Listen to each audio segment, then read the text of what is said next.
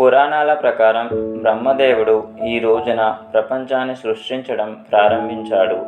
అందువల్ల ఇది ఒక కీలకమైన విశ్వ సంఘటనగా పరిగణించబడుతుంది. హిందూ చైత్ర మాసంలోని మొదటి రోజున సూచిస్తుంది. ఇది ఒక నూతన ఆరంభాన్ని, వసంత ఋతువు రాకను మరియు జీవితంలోని విభిన్న అనుభవాలను సూచిస్తుంది. కొన్ని సాంప్రదాయాల ప్రకారం 14 సంవత్సరాల వనవాసం తర్వాత శ్రీరాముడు అయోధ్యకు తిరిగి రావడం, రావణుడిపై ఆయన సాధించిన విజయం, ధర్మం యొక్క విజయానికి ప్రతీకగా నిలవడంతో ఉగాది పండుగను జరుపుకుంటారు. ఉగాది పచ్చడి జీవితం, విభిన్న అనుభవాల కలయిక అని సూచించే ఒక ప్రత్యేకమైన వంటకం. ఉగాది పచ్చడిని తినడం అత్యంత ముఖ్యమైన సాంప్రదాయం. ఈ వీడియో మీకు నచ్చినట్టయితే మా వీడియోకి ఒక లైక్ చేసి మా ఛానల్ని సబ్స్క్రైబ్ చేసుకోండి. మీ ఫ్రెండ్స్ అండ్ ఫ్యామిలీ మెంబర్స్కి